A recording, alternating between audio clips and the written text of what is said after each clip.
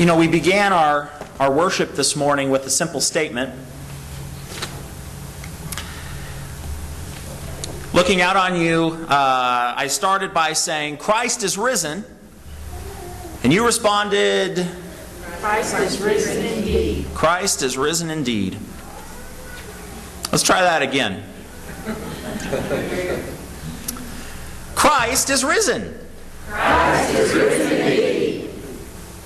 That was better that time. It's a simple statement. And it was part of the earliest practices of the church. People have been saying it for generations and generations and generations, going back almost to the time of the disciples probably. The people of God have been speaking this very simple turn of phrase, Christ is risen indeed. And that's really the rub, I think, because in part, I can't help but think and wonder, Christ is risen indeed. So what? Now please understand, I don't mean any disrespect. I don't mean to cause any offense or say that flippantly.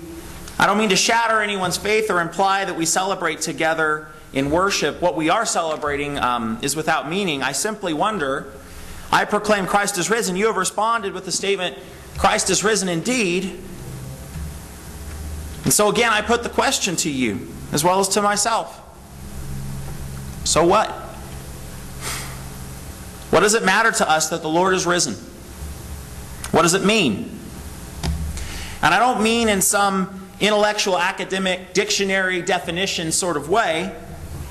What does it mean deep in your heart? What does it mean deep within your soul? What does it mean when it echoes into your thoughts or rings down the hallways of your workplace? When you hear the call of the early church fathers and mothers calling across the voids of time into the sanctuary of our worship today, Christ is risen.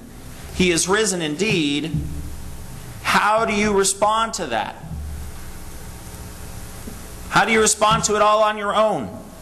When there isn't a preacher to prompt you, no congregation to remind you of what to say.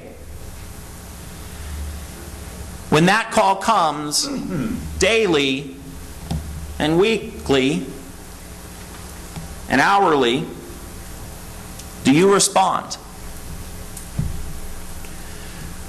When you hear that Christ is risen deep in the recesses of your own heart, do you look up from your work and respond? Or like the character in Poe's poem, The Raven, do you look away assuming whatever it is, it's just the wind and nothing more? Well, maybe it is the wind. Or maybe it's the wind that blows across the face of the waters at the beginning of the Scriptures. You know that wind is just more than just wind. Maybe it's that wind which Jesus speaks of when he's talking to Nicodemus, saying that the wind blows where it wants to, a wind which is blowing the Spirit of God, blowing and working the will of God in our lives. When you hear Christ is risen in the stillness of the everyday, what does that mean? What does it mean to you? What does it mean for you? What does it mean through you? You know, there was a woman in Austria, her name was Herzlinde Eisler. She had a medical emergency. She spent 4 days in the hospital back in 2007. It was a serious thing. She couldn't get out of the hospital bed even. And the 4 days she spent in the hospital were the 4 days before Christmas. And when Herzlinde got out of the hospital, she was a little perturbed because she'd been there for 4 days. She was the matriarch. She thought her family cared for her. And so she was a little irritated when no one came to visit her. So when she was discharged, she was angry and she didn't call any of them for a ride. She just took a cab home and decided to spend Christmas by herself, only to discover when she got home that her family was all there. And they were dressed in black. They were planning for her funeral. Her son Leopold had come to the hospital right away and had been told that she had passed away. And they were a little irritated because the hospital wouldn't provide them with her body so they could begin the grieving process.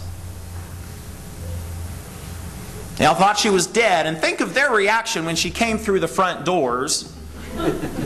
Rumors of her death, to borrow the Mark Twain saying, rumors of her death having been very much exaggerated. Imagine that shock. I think maybe how Mary Magdalene, as well as the other women, felt is something like that. Probably was even more of a shock. I mean, Mary knew Jesus had been crucified. She'd seen it. And here she is walking to the tomb expecting nothing but more grief. She's coming not because she hopes Jesus has survived. She's coming because she knows and is certain that he has not. And then arriving, and suddenly hopelessness is replaced by woundedness. When she sees that the body has been moved, he's been stolen, she thinks. He was a victim in death, and now he's been taken in some hideous, ghoulish prank. So she runs back, tells the other disciples. They run back. They don't know what to do, so they sort of leave. And she's left at the door of the tomb weeping, devastated. Blinded by hopeless tears, she doesn't seem very impressed with the angels in the tomb when she sees them. Now, you know how you can tell just how grief-stricken Mary really is? There's one little indicator in the story, and it's easy to miss. But it has to do with the angels, because most everywhere else in the Bible, angels always greet people with a standard greeting. Does anybody know it? When Mary is visited by the angel Gabriel in the Christmas story, or when Zechariah is visited, or Lot in Sodom and Gomorrah, what do the angels say first and foremost? Do not be afraid. Angel doesn't have to say it here. It's understandable why an angel would need to start a visit with that explanation, because as it turns out, a mysterious angel suddenly appearing might be kind of a scary thing to happen, and so they have to tell people not to be afraid. But the angels don't even have to say their usual greeting to Mary. She is so grieved that she isn't at all afraid of their presence. There's no room for fear in her heart right now, because it's so full of anguish over what she thinks has happened. And so she's grieved. She's so grieved that she doesn't even recognize the one who speaks and tries to comfort her. She just thinks he's a gardener. And then suddenly this gardener, who she's a little suspicious of, says her name. And then everything is different. For her, in that moment, the Christ really is indeed risen. That's what really counts. And it's what really counts for us too. Forget the Easter parade and pageantry, the new clothes and the fancy services. Forget the favorite hymns and the plastic eggs and the sugary treats inside. They all just seem to fade in importance. And all that's left is the central message of the faith. Christ is risen. Christ is risen indeed. And Mary, in that moment, she believes that. She knows it to be true in a way that's deeper than intellectual agreement or in a reasonable way. I dare say this morning that perhaps the least important part of Easter is whether you intellectually agree with the gospel accounts of the resurrection. The power of Easter isn't a question of intellect. The power of Easter, the power that is raging through this day of celebration, and through the history of humankind and through the history of the church, is the power of the resurrection itself. Because as important as it is that Jesus is raised from the grave, what is more important is that Jesus is not merely resuscitated, restored to the same way of living he had before. Jesus isn't resuscitated. He is resurrected. He's raised by the power of God into a new way of life. into a new existence in a miraculous fashion. He's resurrected and he shares with us that new way of life. The Lord is risen, and those who follow Christ, who truly give ourselves to Him and seek to live as His people in this world, share not only in His name, but in this new life to which He is raised. That's what we're celebrating.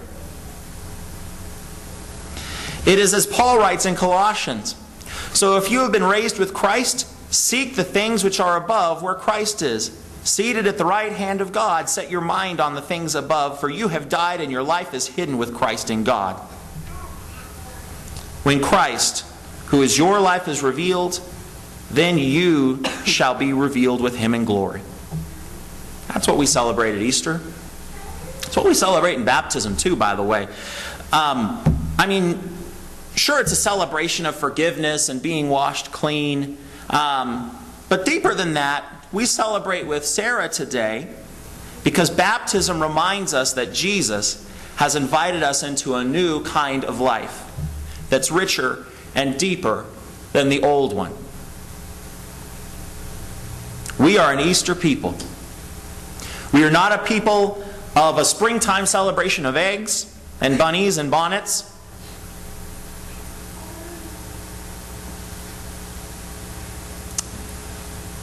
All those things are okay in their own place and way, but that's not what it means for we who follow Jesus to say that we are an Easter people. It means that we've been convinced deep in our heart, in every way that counts, that the life that Jesus brought into this world is so big that death couldn't hold on to it.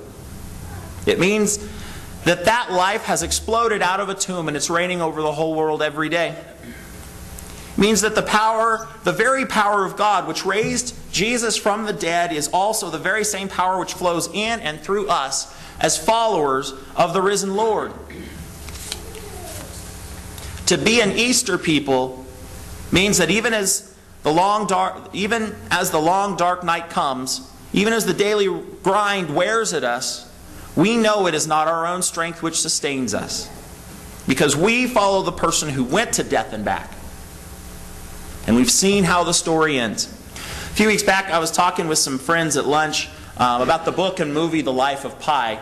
And we were just getting to, I'm not going to give it away, but just as we were getting to the part at the end with the twist, one of the people sitting at the table covered her ears and she said, "Spoiler alert, don't tell me, I haven't finished the book yet."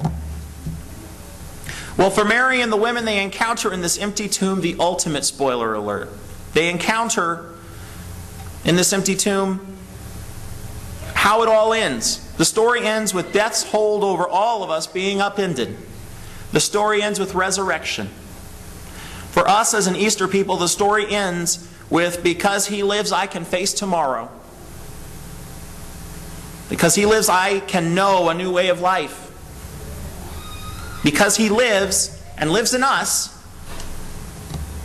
because my true life is hidden with Christ in God and will be fully revealed in the great day coming, I have hope, and so do you. I can live today with grace and power no matter what comes. Because He lives, I will too, and so will you.